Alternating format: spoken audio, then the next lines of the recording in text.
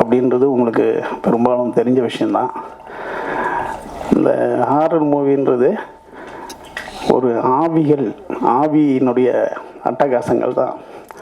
இந்த மாதிரி படம் எடுக்கிறவங்க அத்தனை பேரும் விட்லாச்சாரியாவினுடைய வாரிசுகள் தான். அவர் தான் ஜெகன் மோகினின்றதெல்லாம் உங்கள் எத்தனை பேருக்கு தெரியும்னு தெரில. அதெல்லாம் வந்து பேய்கள்லாம் வந்து அடுப்பில் தலையை விட்டுக்கிட்டு கஞ்சி காய்ச்சும், காலை விட்டு ரசம் வைக்கும், அப்படிலாம் பயங்கரமான படங்களை விட்லாச்சாரியா எடுத்தார். அதுக்கு பிறகு பத்திரிகையாளருக்கு உங்களுக்கு தெரியும், பேய் கதை மன்னன் பிடி சாமினே ஒருத்தர் இருந்தார். அவர் பேய் கதைகள் மட்டும்தான் எழுதுவார்.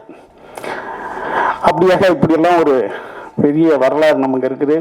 முன்னாடிலாம் வந்து இங்கிலீஷ் படம் தனியாக பார்த்தா அவங்களுக்கு 1 கிலோ தங்கம் தராங்களாம், அது வந்து மெட்ராஸில் தான் அந்த படம் ஓடிட்டு இருக்கான்லாம் எங்கள் தஞ்சாவூரில் பேசிக்குவாங்க. அப்படி சினிமாவுக்கும் எழுத்துக்கும் பேய்கள் வந்து மிகப்பெரிய அளவில் உதவி பண்ணியிருக்கு. அந்த பேய்களில் நல்ல பேய், பயங்கரமான பேயின்னு 2 இருக்கு. நம்ம மரணத்துக்கு பிறகு ஒரு நல்ல பேயா ஆகுவோமா இல்லை பயங்கரமான பேயா தான் சுத்துவோமான்றது நம்ம மனசாட்சிக்கு தெரியும்.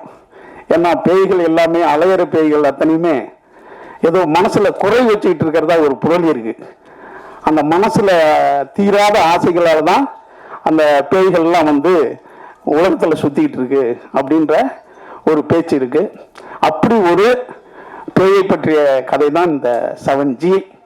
இதை வந்து அன்பு தம்பி ஹாரூன், அதாவது ஹாரூன் இயக்குனர் தயாரிப்பாளர் மட்டும் இல்லை, ஒவ்வொரு நொடியிலையும் ஒரு ஹியூமர் யாராவது சொல்லணும்னா அது வந்து ஹாரூனால முடியுது. நான் கவனிக்கிற வரைக்கும் அப்படி ஒரு அருமையான ஹியூமர் சென்ஸ் உள்ள தம்பி தான் ஹாரூன் இயக்குனர். ஆனால் அவர் வந்து இப்படி ஒரு பயங்கரமான பேய் படம் எடுக்கிறாருன்றது தான் எனக்கு ஆச்சரியமாக இருந்தது உண்மையாலுமே. அப்புறம் இந்த அதில் வந்து ஹாரூனும் பையன் ஒருத்தன் இருக்கான், அவருடைய பையன், 2 பேரும் ஹியூமர் பண்ணிக்கிறத பார்த்தா பயங்கரமாக இருக்கும். அப்படி ஒரு அழகான இது. அந்த பையன்கிட்ட கேட்டால் அவங்க அம்மாவும் அப்படி தான் ஹியூமர் பண்ணி பேசிக்குவாங்களாம். ரொம்ப நல்லா இருந்தது. அந்த மாதிரி ஒரு அழகான ஹியூமர் குடும்பத்திலேருந்து இப்படி ஒரு பயங்கரமான ஹாரர் படம் எடுக்கிறாங்கன்றது எனக்கு ரொம்ப ஆச்சரியமாக இருந்தது. அடுத்து வந்து இந்த படத்தினுடைய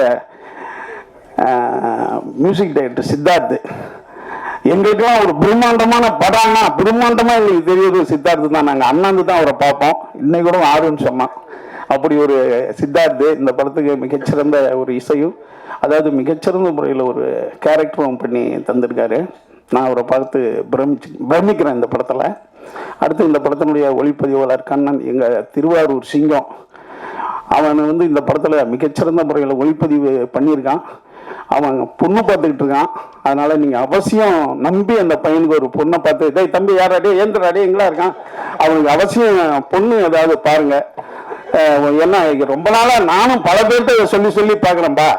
என்னென்னா நீங்களாம் ஒரு சமூகத்துக்கு ரொம்ப நன்மை பண்ணுற பத்திரிகையாளர்கள், இந்த வேலையும் நீங்கள் பண்ணி தந்தால், அது ஒரு நல்ல பையனுக்கு பண்ணி தந்தால் அது நல்லாயிருக்கும். ரொம்ப அருமையான பையன், நம்பி பொண்ணு கொடுக்கலாம். இந்த படமும் வெற்றி அடையுமா, அவனுடைய வாழ்க்கையும் ஒரு நல்ல பொண்ணு கிடைச்சி வெற்றி அடையணுன்றது என்னுடைய வாழ்த்துக்கள். அடுத்தது இந்த பாப்பா, என்னடா அது காமெடி, அதான் காமெடிப்பா. கேமராமெல்லாம் நல்லா யாராவது காதலிச்சுவாங்க ஹீரோயின்களை பார்த்து, அது அந்த வேலையாவது நீ பார்க்கலாம்பா. அதான் இல்லைடா, இதெல்லாம் ஒரு சின்ன ஐடியா தானே.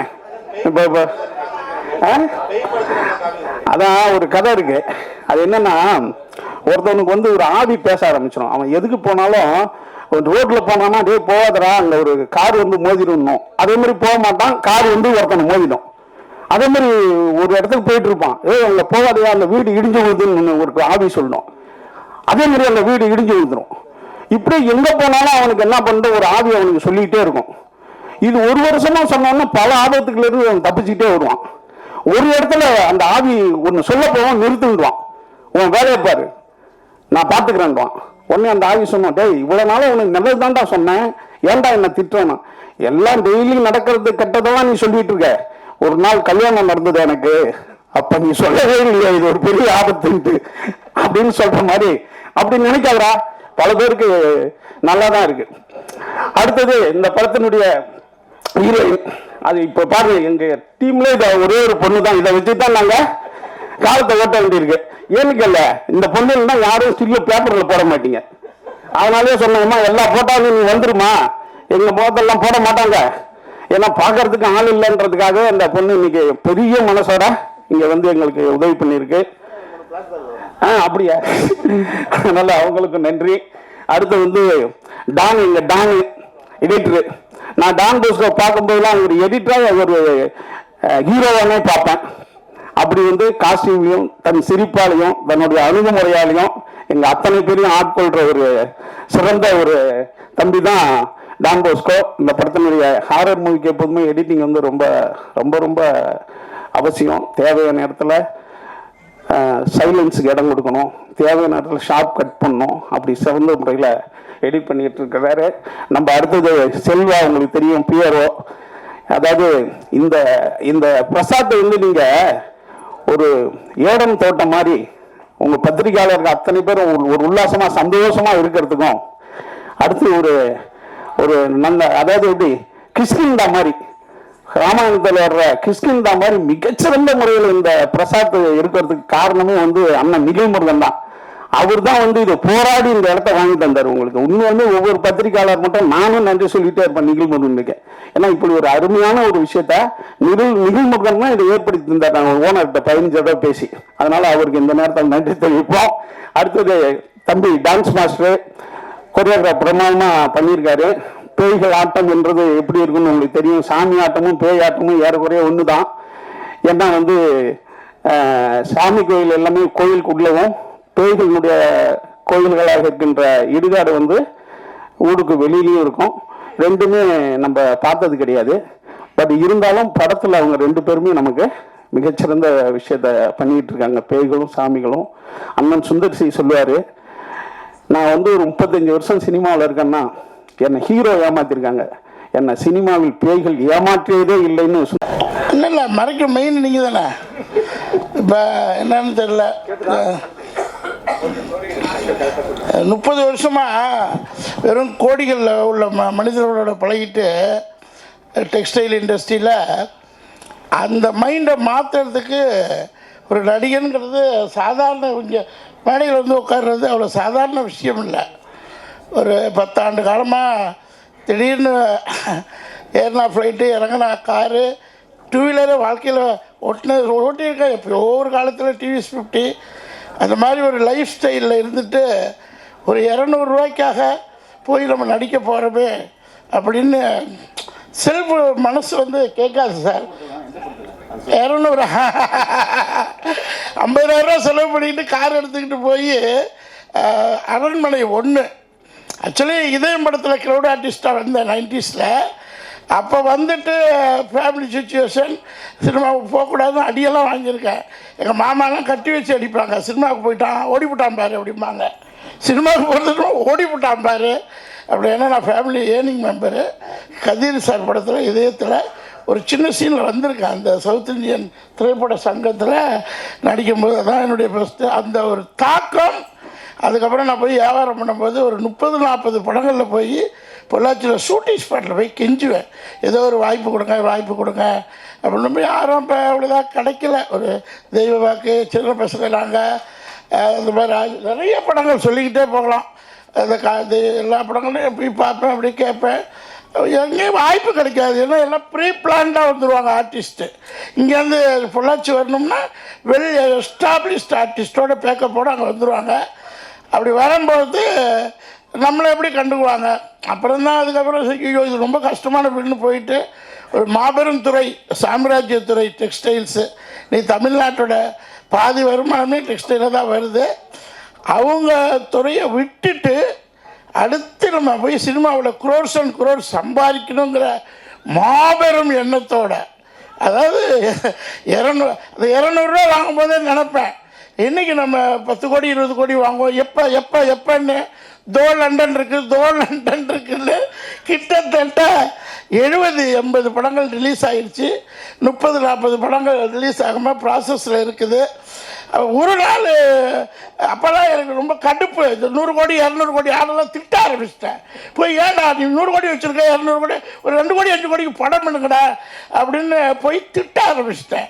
காரணம் என்னென்னா, இங்கே உள்ள அசிஸ்டன்ட் டைரக்டர்ஸ், மேனேஜர்ஸ், என்னென்னா அவர் சொல்கிறாரு பொய்யோ டுபாக்கூரோ எல்லோரும் திருப்பூர் போகலான்னு வந்து பார்த்தா எல்லோரும் பிரமிச்சிட்டாங்க. போராடி போராடி போராடி ஒரு 50 கம்பெனியில் top 10 company, Ramraj, Viking, Chennai Silks, Pothys, இந்த மாதிரி கம்பெனிஸு கெஞ்சி கூத்தாடி பார்த்துட்டு ஐயோ படமே எடுக்க முடியாது போல இருக்கு, தெரியாதரமாக வந்துட்டோம். இந்த 200 ரூபா ஒரு வாய்ப்பு கொடுத்தாங்களே, அதை மறுபடியும் நடிக்க போனால் என்ன அப்படின்னு நடிக்க வந்தது தான் அது வந்து சேதுபதியில் ட்ரெயினிங் ஆகி அயலியில் பெரிய ஆளாகி இப்போ மறுவடிவம் கொடுத்துக்கிட்டு இருக்கு. திடீர்னு ஒரு நாள் 2 நாள் படங்கள் என்னால் போக முடியல. Health challenges, travels, cinema company bus ticket, நான் ஏசி பஸ் கொடுக்கும், இல்லாட்டி ட்ரெயின் டிக்கெட் கொடுக்கும், அவ்வளோதான். அப்புறம் ஃப்ளைட்லையே சொந்த காசு போட்டு போட்டு போட்டு போட்டு எல்லா ஊருக்கும் ஃப்ளைட்டில் போய் காசு இருந்துச்சு. இப்போ தான் காசு இல்லை. ஸோ நடித்து அப்போ ஆரன் சார் வந்து ஒரு நல்ல, அவரை நான் போய் ஆஃபீஸில் போய் பார்ப்பேன். கிட்டத்தட்ட ஒரு 10,000 போட்டோக்கள் கொடுத்துருப்பேன். இந்த முட்டு தேயிற வரலையும் நடந்திருப்பேன், படி ஏறியிருப்பேன். ஏற்கனவே என் உடம்பு பாடி, இதில் வேறு முட்டு தேய ஏறணுமா அப்படின்னு ஏறி ஏறி ஏறி ஏறி ஃபோட்டோ கொடுக்கும்போது ஆரன் சார்ட்ட போய் அப்பா என்னை பார்த்தாலே கேட்பாங்க, ப்ரொடியூசர் போல இருக்குது, ப்ரொடியூசர். எனக்கா மனசுக்குள்ளே இருக்கும், இத்தனை கோடிகளை பார்த்துட்டு ஒரு பட்டம் எடுக்க முடியலையேன்னு விருத்தம் இருக்கும். இருந்தாலும் நடிப்புன்னு ஒன்றதுனால சார் வந்து ஒரு நாள் கொடுத்தாங்க. திடீர்னு சார் என்ன சார் மறுபடியும் செகண்ட் ரவுண்டா 100 படம் ஒரு நாள்.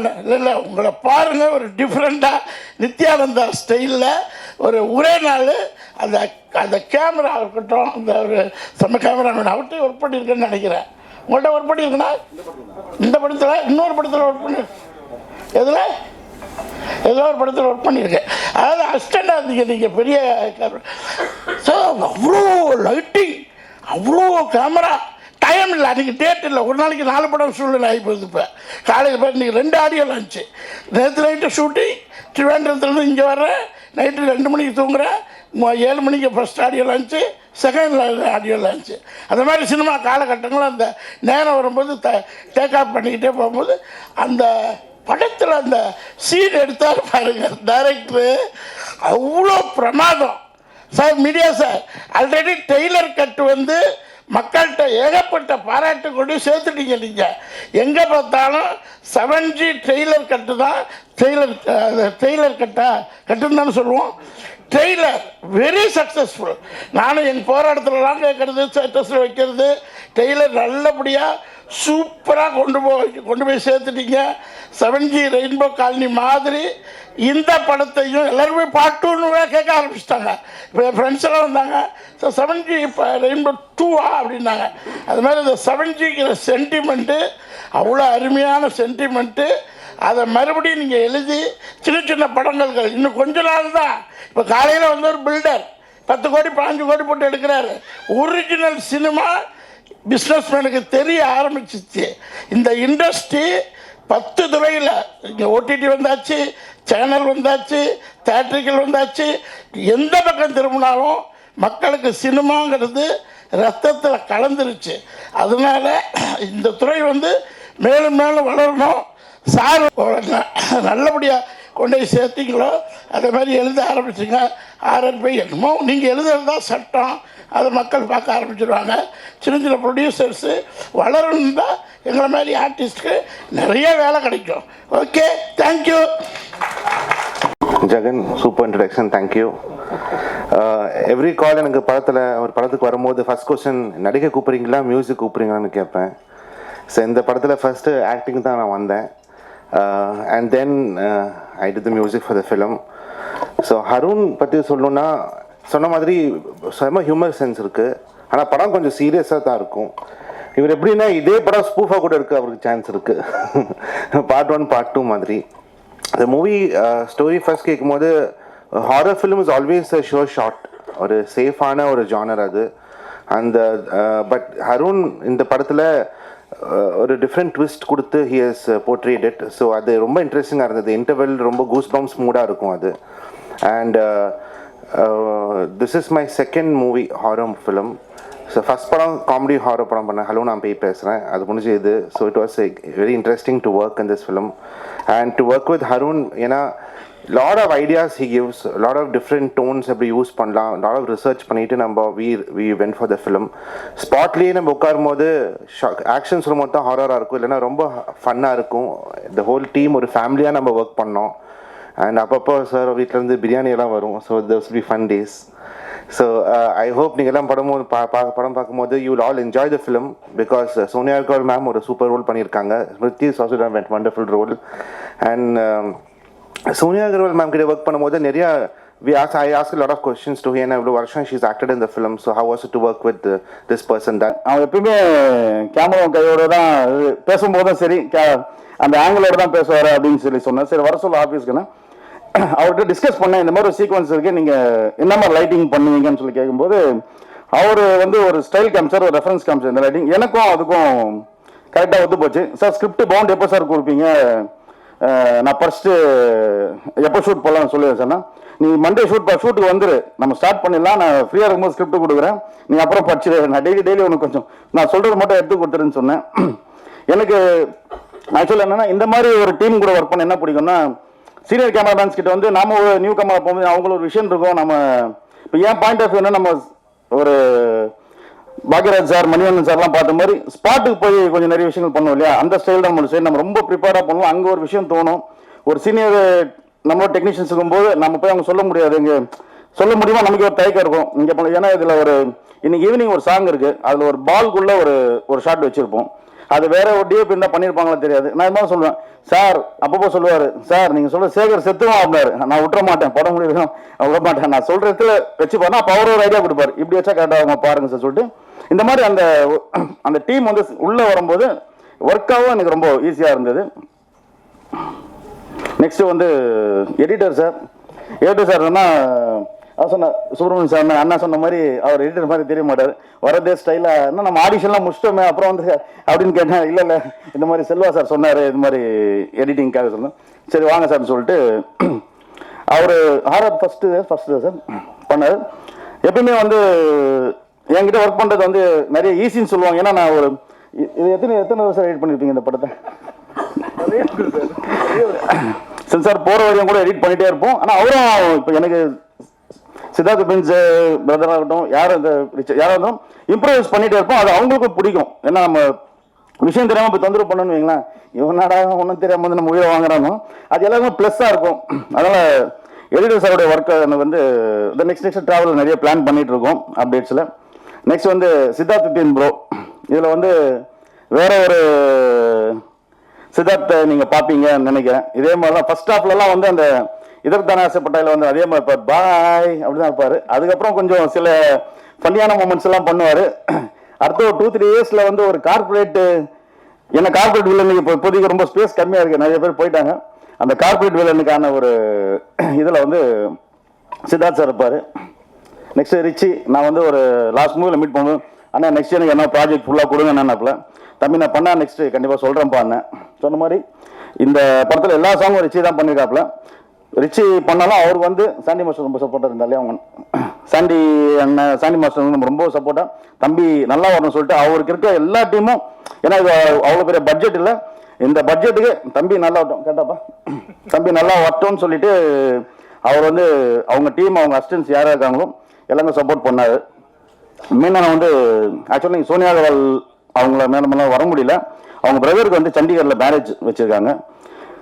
லாஸ்ட் மந்த் நம்ம பிளான் பண்ண ஆடியன்ஸ்க்கு இது நிறைய கொஞ்சம் இஷ்யூஸ்லாம் இருந்தாலும் நம்ம லாஸ்ட் மந்த் பண்ண முடியல. அவங்க ரொம்ப ஃபீல் பண்ணாங்கன்னா பிகாஸ் அவங்க படம் பார்த்துட்டு சொன்னாங்க வெரி சாரி, நான் லாஸ்ட் மந்த் நம்ம லாஸ்ட் வீக் கூட ட்ரை பண்ணோம் ஆடியன்ஸ்க்கு, பாசிபிள் இல்லாமல் இருந்தது. சரின்னு சொல்லிட்டு அதனால தான் அவங்க வர முடியல. Next as it is Smriti Venkat, இங்கே அமைதியாக இருக்க மாதிரிலாம் செட்டில் அமைதியாக இருக்க மாட்டாங்க. இந்த என்ன சொல்கிறது பயப்படுற சீன் சிரிச்சிட்டே பயப்படுவாங்க ஃபர்ஸ்ட்டு, அப்புறம் கட்டுன்னு சொன்னால் மறுபடியும் அது ஸ்டார்ட் பண்ணிடுவாங்க.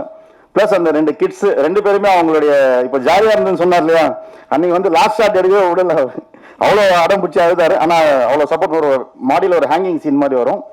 ஆமாம், அந்த ஷாம் எங்களெல்லாம் பயன்படுத்திட்டாரு கொஞ்சம் நேரத்தில், இன்னைக்கு ஜாலியாக இருக்குன்னு சொல்லிட்டாரு. அடுத்து யாருங்க என் டீம், டைரக்ஷன் டீம் ஏன்னா ஒரு பெரிய ப்ராஜெக்ட்னா பெரிய அசிஸ்டன்ஸ் நிறைய பேரை வைக்கலாம், அந்த ஒரு எக்ஸ்பென்ஸாவோ இது பண்ணுறதுக்கு பண்ணலாம். இதில் வந்து எனக்கு இருந்த டீம் வந்து எனக்கு அவ்வளோ சப்போர்ட் இருந்தாங்க. ப்ளஸ் நம்ம கோஆர்டினேட் பண்ண ஹாரிஸ் அவரால் வர முடியல, அவர் கொஞ்சம் ஹாஸ்பிட்டாலிட்டி இருக்காரு. தேஜா வந்திருக்காரு. ப்ளஸ் இன்னொருத்தவங்க வந்து ஸ்னேகா குப்தான்னு மும்பைலேருந்து பர்ஃபார்ம் பண்ணியிருக்காங்க. ஒரு பிளாக் மேஜிஷியன் அந்த மாதிரி ஒரு ரோல் பண்ணியிருக்காங்க. அவங்களும் நல்லா பண்ணியிருக்காங்க. டிஎஸ்ஆர் அண்ணா ரொம்ப தன்மையாக சொன்னார். ஆருண் சார் ஒரே நாள் தான் கொடுத்தாருன்னு சொல்லிட்டு அந்த ஒரு நாளைக்கு 2 மணி நேரம் தான் வந்தார். அன்றைக்கி அவ்வளோ பிஸி. கேட்டால் சங்கர் சார் ஷூட்டில் இருந்து இருக்கிறேன் தம்பி, இந்த வந்தார் இங்கே வந்து ரொம்ப தன்மையாக சொன்னார். இந்த மாதிரி அண்ணன் மாடி ஏறி முட்டியெல்லாம் வச்சதுக்காக அண்ணனுக்காக நான் கவர்னர் மாற்றிட்டேன் ஆஃபீஸு. அதனால அண்ணன் இன்னைக்கு கஷ்டப்படக்கூடாதுன்னு சொல்லிட்டு அது மாதிரி நம்ம அடுத்த தமிழ் திரையுலகத்தில் தவிர்க்க முடியாத இப்போ இதை பாருங்க, நம்ம கல்கி வந்து நீங்க இந்த ஸ்டாண்டோட மாரஜில் ஸ்டாண்ட் நின்னீங்க பார்த்தீங்களா, அங்கே நின்னது நீங்க எங்க போறீங்க. ஏன்னா நம்ம ஷூட் நடக்கும்போது சைமல்டேனியஸா மகாராஜாவும் போயிட்டு இருந்தது. அங்கே ஃபுல்லாக நைட் இருப்பார் அந்த டீம்ல. மார்னிங் வந்து நம்ம கண்ணெல்லாம் சிவந்துருக்கும். என்ன தம்பி நைட்டு என்ன இல்லைண்ணா ஷூட்டில் இருந்தேன், அதான் நானும் கேட்டேன் அப்படின்னு. அங்கே ஏன்னா நீ பேசலாம் பேசிக்காக குரங்கு பொம்பை வந்து எனக்கு இன்னும் ரொம்ப ஃபேவரட். என்னடா அதுக்கப்புறம் படம் பண்ணல நான் நிறைய கேட்பேன் எங்கே அந்த நிதில் சார் காணணும். அப்போ தான் ஸ்டார்ட் பண்ணிட்டாரு. ஏன்னா எனக்கும் நட்டி சார் வந்து ரொம்ப க்ளோஸு. அது நட்டி சார் பண்ணுறாரு, விஜய் சார் என்ன பண்ணுறான்னு சொல்லிட்டு டெய்லி இங்கே சொல்லுவார். ரொம்ப நல்லா வந்துட்டு இருக்கேன்னு. சரி சந்தோஷம், நம்ம சைடில் இருக்க ஒருத்தங்க இந்த வராங்கன்றப்போ நம்ம எல்லாருக்கும் சந்தோஷம். கல்கி கிட்ட நீங்கள் என்னன்னு பார்த்தீங்கன்னா எப்பயுமே யாருமே ஒருத்தர் வந்து காப்பி பண்ணாங்க ரொம்ப நாள் ஸ்டாண்ட் பண்ண முடியாது. அந்த முகத்திலே 300 நம்பியார் காட்டுவாங்க சொல்லுவாங்க இல்லையா, அந்த மாதிரி ஒரு எக்ஸ்பிரஷன் நீங்கள் ஒரு ஹியூமனாக கொடுத்துட்டீங்கன்னா எவ்வளோ எக்ஸ்பிரஷன் இதில் காட்ட முடியல. சில சீக்வன்ஸ்லாம் சும்மா ஒரு ஐடியாவை சொன்னேன், சார் இது பண்ணலாம் சார், ரொம்ப அழகாக ஒர்க் அவுட் ஆகும்னா. எனக்கு என்னன்னா இந்த மூவி வந்து கொஞ்சம் அந்த காமெடின்ற இந்த விஷயமே இல்லாமல் ஒரு டீசென்ட் ஒரு ஹாரராக ஒரு ஃபீல் குட் ஹாரராக பண்ணணும்னு தான் பிளான் பண்ணேன்.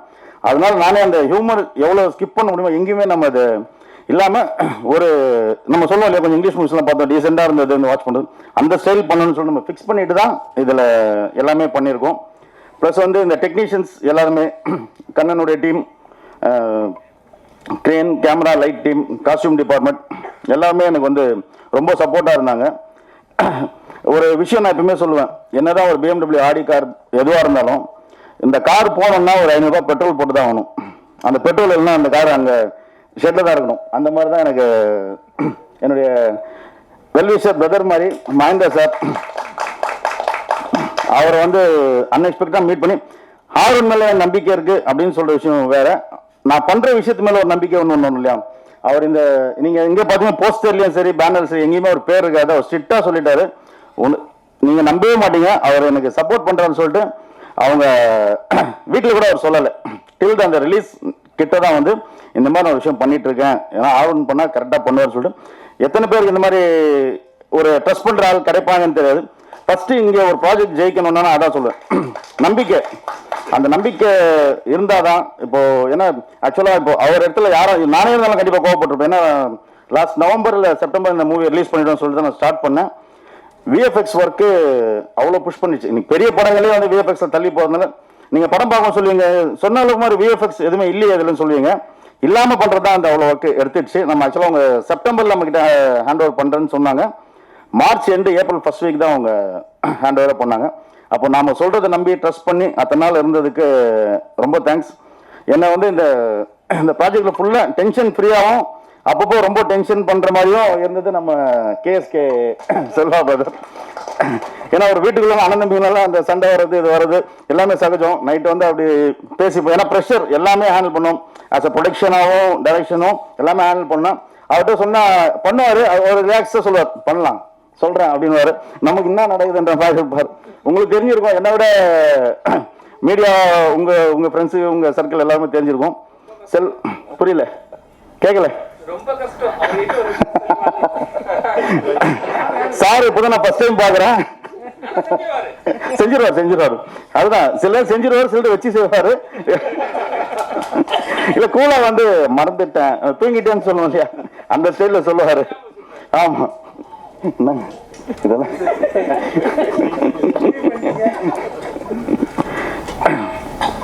வேற நம்ம எல்லாரையும் சொல்லிட்டேன்னு நினைக்கிறேன். நம்ம ஜெகத் எனக்கு போன மூவில ஒரு இது பண்ணாரு. ஆக்சுவலா நெக்ஸ்ட் ஆமாம்மா அவர் சொல்றாரு. நம்ம நம்ம ஜெகன் பிரதர் வந்து அடுத்த வருஷம் நீங்கள் அவரை கொஞ்சம் நிறைய பார்ப்பீங்க. விசிட்டிங் கார்டு ஒரு மெனு கார்டு சைஸில் இருக்கும்னு நினைக்கிறேன். ஆக்டர் இந்த மாதிரி எல்லாம் நிறைய ப்ராசஸ் பண்ணிட்டு இருக்காரு. எனக்கு தெரிஞ்சு ப்ரொடியூஸ் பண்ணுறீங்களா? இல்லையா? எங்கள் team Jagan sir manager Jagan sir, அவங்க டீம் ஆனந்த் நமக்கு ரொம்ப சப்போர்ட்டாக இருந்தார். ஸ்டில் சைடில் வந்து 2 பேருமே சார் ரொம்ப ரொம்ப ஹெல்ப்ஃபுல்லாக இருந்தாங்க. ஏன்னா அவங்க எக்ஸ்பீரியன்ஸில் நிறைய விஷயம் நமக்கு கொஞ்சம் கைட் பண்ணுவாங்க. இந்த படத்தில் 2 பில்லர்னா சொன்ன மாதிரி ஃப்ளாஷ்பேக் சோனி மேம்னா இதில் வந்து ஸ்மிருதி 2 பேருடையும் இப்போ நீங்கள் இதுவரையும் பார்க்காத ஒரு ஸ்மிருதியை நீங்கள் பார்ப்பீங்கன்னு நினைக்கிறேன். இதில் கரெக்டா? அந்த மாதிரி வேற இல்லை சுப்பிரமணிய சார் அவங்க பேர் சர்மிளா மேம் ஒன்று பண்ணாங்க. எல்லாருக்குமே நல்லா பண்ணியிருக்காங்க. ஒரு ஃபீல் குட் ஹாரருக்கு வந்து எப்பயுமே ஒரு நல்ல ஆடியன்ஸ் இருக்காங்க. அந்த நீங்கள் தேட்டரில் பார்க்கும்போது அதை கண்டிப்பாக அதை ஃபீல் பண்ணுவீங்க நினைக்கிறேன். தேங்க்யூ இந்த ஆடியன்ஸ் வந்து இது ப்ரெஸ் மீட்டை தேங்க்யூ வந்து இது பண்ணதுக்கு ரொம்ப தேங்க்ஸ். யாரெல்லாம் மறந்துருந்தா மன்னிக்கவும். நன்றி. இல்லைனா நம்ம ட்ரைலர் சாங்ஸ்லாம் பார்த்துருக்கலாம். ஒரே நாளில் ரெடி பண்ண முடியல. ஆர்டிஸ்ட்டு இல்லாததுனால போன வாரம் வச்சுருக்க வேண்டிய ஆடியோ லான்ச் கொஞ்சம் டிலே ஆகிடுச்சு. அதனால் உங்களுக்கு ட்ரைலர் காட்ட முடியல. யூடியூப்பில் இருக்குது, பாருங்கள், பார்த்து சப்போர்ட் பண்ணுங்கள். ஆக்சுவலாக இந்த படம் வந்து இப்போ ரீசெண்டாக இருக்கிற பேய் படம் காமெடி படம் மாதிரியெல்லாம் இருக்காது. காஞ்சூரிங் மாதிரி ரொம்ப ஹாரராகவும் இருக்காது. 13B மாதிரி ஒரு செட்டிலான ஃபேமிலி ஹாரர் படமாக இருக்கும். பார்த்து என்ஜாய் பண்ணுங்கள். நன்றி. பேயிங் கெஸ்டாக இருக்காரு அருண் சார். இங்கே சார் படத்தில் சோனியா மேடம் என்ன கேரக்டர், இவங்க ஸ்மிருதி என்னவா வராங்க சார்? யார் பேய்? இல்லை பேயின்னு இல்லை சார், ஒரு அப்பார்ட்மெண்ட்டில் நடக்கிற ஒரு ஹாரர் விஷயம். இப்போது சோனியா வந்து ஒரு சிங்கிள் மதராக வராங்க. அவங்களுக்கு ஒரு இஷ்யூ நடக்கும். இங்கே இதுலேயும் ஒரு ஹாரர்னால இதுலேயும் நம்ம ஒரு சோஷியல் மெசேஜ் ஒன்று பிளான் பண்ணியிருக்கோம் சார். ஒரு சின்ன விஷயத்தினால ஒருத்தருடைய ஒரு சொல்கிறோம் இல்லையா, நம்ம பண்ணாத தப்புனா ஒரு எஃபெக்ட் என்ன நடக்குதுன்னு சொல்லிட்டு அதை பேஸ் பண்ண ஸ்கிரிப்ட் தான் இது. அவங்க ஒரு அப்பார்ட்மெண்ட், இவங்க ஒரு அப்பார்ட்மெண்ட்டாக அது வராங்க. அது யார் இந்த 7G யாருக்கு அப்படின்ற மாதிரி ஒரு இஷ்யூ போயிட்டுருக்கு. சார் 7G ரெயின்போ காலனியில் வந்து சார் இங்கே சார் ஒரே நிமிஷம் சார் சொல்லிடுறேன். உண்மையிலே ரியலி தேங்க்யூ மேம். அந்த அப்பார்ட்மெண்ட் நான் ரொம்ப தேங்க்ஸ் சொல்லணும். ஏன்னா அந்த அப்பார்ட்மெண்ட்டை நாங்கள் என்னென்ன பண்ணியிருக்கோம்னு சொல்லி நீங்கள் இதில் பார்த்தா தெரியும். அதுக்கு முன்னாடி நான் வந்து ஒரு 4-5 months வந்து நான் அப்பார்ட்மெண்ட்ஸ் தேடினா எங்கேயுமே கொடுக்கல. ஏன்டா கொடுக்க மாட்டேன்றாங்கன்னு எனக்கு அப்போ புரியல. நாங்கள் ஷூட்டிங் முடிச்சப்போ தான் எனக்கு தெரிஞ்சது ஏன் தர மாட்டேன்றாங்கன்னு சொல்லிட்டு. ஏன்னா பிகாஸ் ஷார்ட் டைம் அந்த அப்பார்ட்மெண்ட்டை ஒரு 7th floor அப்படியே பிளாஸ்ட் பண்ணியிருக்கோம், ஃபுல்லாக பர்ன் பண்ணியிருக்கோம். அதே அந்த படத்தில் வர எல்லா சீக்வன்ஸும் அதே அப்பார்ட்மெண்ட் தான் பண்ணியிருக்கோம்.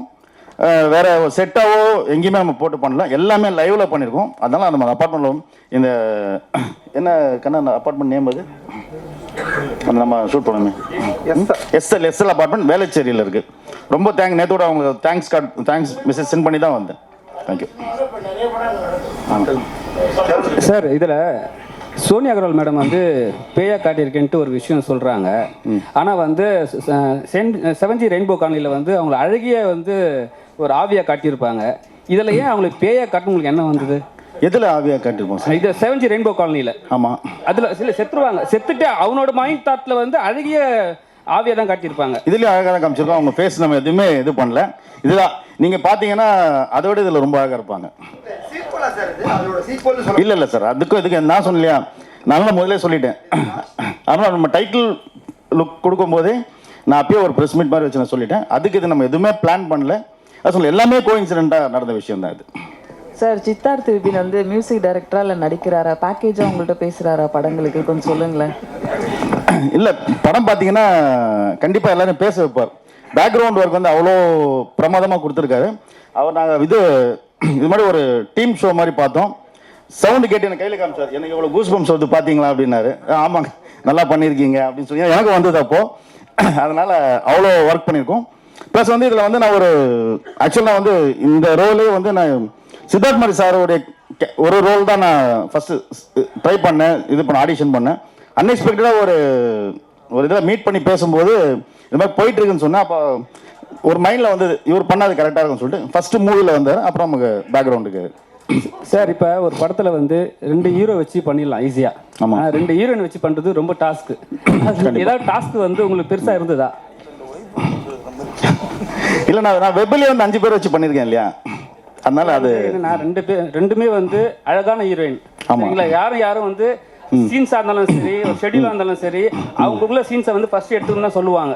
ஆமா. ஸோ உங்களுக்கு ஏதாவது டாஸ்க் அது மாதிரி இருந்ததா? கொஞ்சம் கஷ்டம். இல்லை அப்படி இல்லை, நான் இவங்களை சொன்னா இல்லை அவங்கள எடுத்துருங்கன்னு சொல்லுவாங்க, அவங்ககிட்ட சொன்னா இல்லை இவங்களை ஃபர்ஸ்ட் எடுத்துருங்கன்னு சொல்லுவாங்க. அதனால அந்த பிரச்சனை வந்து கடைசியில்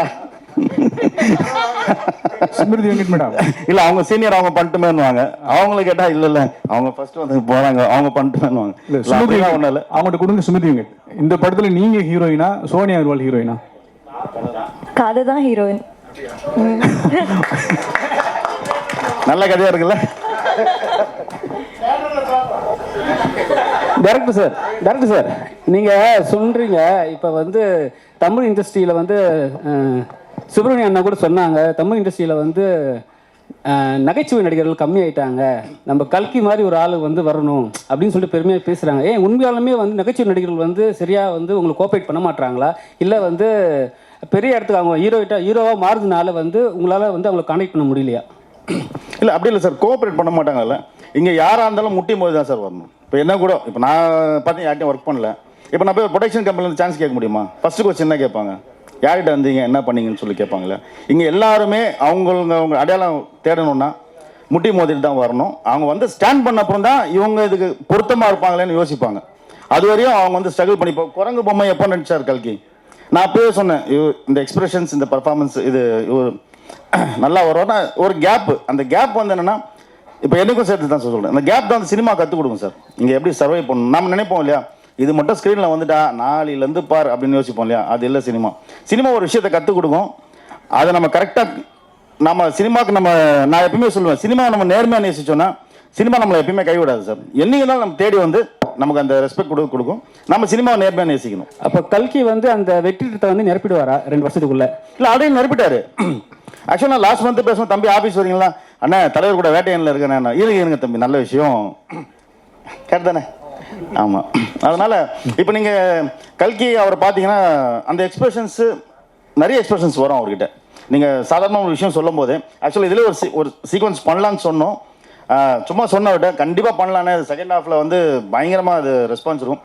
சும்மா ஒரு வீட்டில் போய் அவர் மாட்டிப்பார், இந்த சந்திரமுகியில் வடிவேல் சார் வருவா இல்லையா, அந்த மாதிரி ஒரு வீட்டில் போய் மாட்டிட்டு யாருமே இல்லை, அந்த தம்பி தனியாக இருக்கும்போது ஃப்ரிட்ஜில் போய் திங்ஸ்லாம் எடுத்து சாப்பிட்ருவாரு. நான் போய் பார்த்துக்கிறமான்றப்ப அந்த வீட்டில் இப்போ 2 பேர் வேற இருப்பாங்க. அந்த வீட்டில் மாட்டி என்ன பண்ண சும்மா ஒரு சீக்வன்ஸ் சொன்னேன், நல்லா என்ன பண்ணலாம், இல்லை இது நம்ம ஹியூமர் வைக்கிற மாதிரி ஐடியாவே இல்லை, இது இந்த ஸ்டைலில் பண்ணணும் பிளான் பண்ண. நெக்ஸ்ட்டு ஆல்மோஸ்ட் ஸ்கிரிப்டில் ஓகே ஆயிடுச்சு. இன்னும் ஒரு ஆகஸ்ட் செப்டம்பரில் black humour, full and full black humour, இந்த கோலமோல் கோகிலா இந்த டாக்டர்லாம் அந்த ஸ்டைலில் பண்ணுறோம். கல்கியை வந்து அதில் பெருசாக பார்ப்பீங்க, அவருக்குன்னே ஒரு பெரிய ட்ராக் அதில் இருக்குது. சுமதி மேடம், நீங்கள் இந்த 7G ரெயின்போ காலனி படம் பார்த்தீங்களா? அப்போ என்ன படிச்சுட்டு இருந்தீங்க? இந்த படத்தில் உங்களுக்கும் சோனியா அகர்வாலுக்கும் என்ன தொடர்பு? ஆக்சுவலி அப்போ நான் ஸ்கூலில் இருந்தேன்.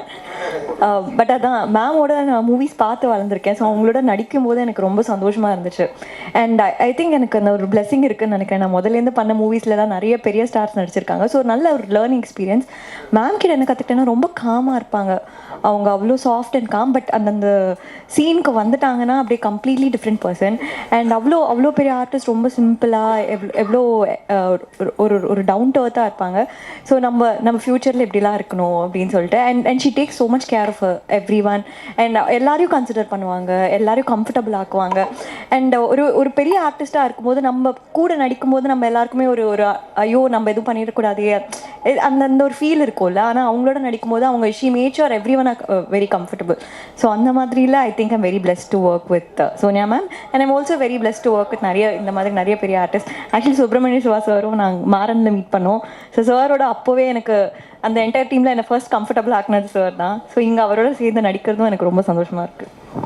சார் இப்போ வந்து சுப்ரமணிய சிவா சார் வந்து இப்போ நடிகர் ஆகிட்டாரு, ஆனால் டேரக்டர் சில டைமில் வந்து எட்டி பார்க்கும். உங்கள் படத்தில் ஏதாவது வந்து எட்டி பார்த்தாரா டேரக்டரா? இல்லை எட்டியில் கூட உட்காந்து பார்த்தாரு, ஃபுல்லாக பார்த்தாரு. அதில் வந்து நிறைய என்கரேஜ் பண்ணுவார். அதனால் இன்னொரு விஷயம் சோனியா அகர்வால் மேம் பற்றி சொல்லி ஆகணும். அவங்க நிறைய சீனியர் டேரக்டர்ஸ் கூட ஒர்க் பண்ணியிருக்காங்க.